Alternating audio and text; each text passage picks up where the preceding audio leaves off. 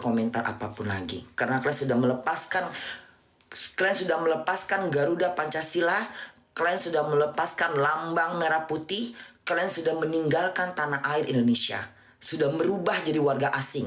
Artinya kalian sudah bukan bagian dari warga Indonesia, jadi nggak punya hak. Kalau Bunda kenapa?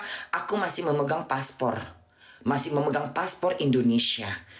Jadi aku punya hak untuk berkampanye, aku berhak untuk memilih, aku berhak untuk melakukan sesuatu untuk negara Indonesia. Aku punya hak 100% karena aku masih memegang paspor Indonesia. Tapi kalau aku bukan warga Indonesia lagi, sudah aku buang pasporku, sudah tak mau lagi jadi orang Indonesia, aku tidak punya hak. Nah, paham?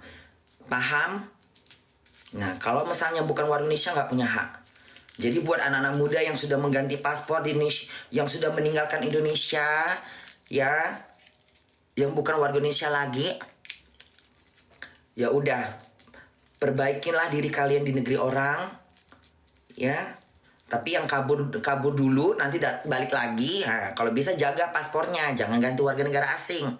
Aku nggak pernah menganjurkan untuk anak-anak muda Indonesia yang berada di luar negeri, di Jerman, jangan pernah mengganti warga negara kalian. Tetap warga Indonesia. Suatu saat nanti kalian pulang, banyak yang harus kalian bina. Ya, cari ilmu dulu, cari pengalaman dulu, cari uang dulu. Uang udah terkumpul, buka usaha. Ya, nanti kalau udah punya anak buah, buang aturan itu.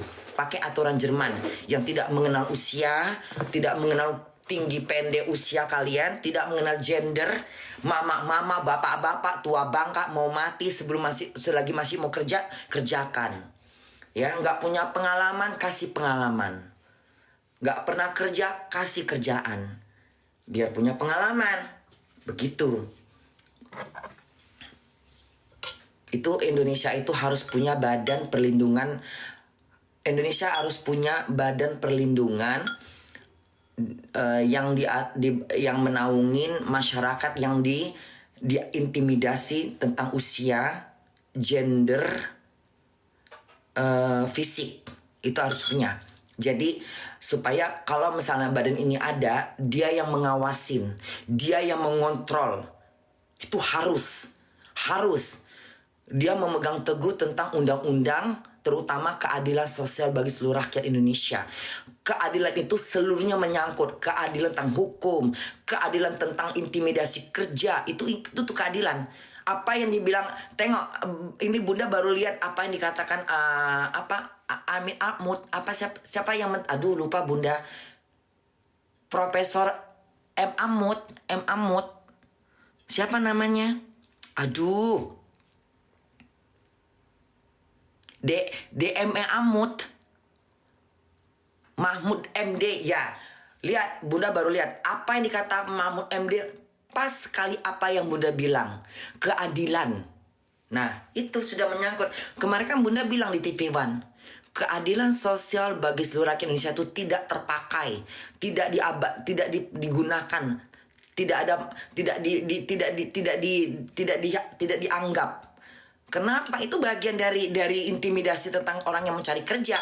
Jadi PT-PT, CP-CP, semua perusahaan-perusahaan, apapun jenis perusahaan itu, PNS yang mau di perserikatan, mau di parlemen, tidak harus juga menyamakan semua usia umur harus sekian lah, inilah. Nggak boleh. Jadi harus ada badan yang mengontrol. Itu udah harus. Seperti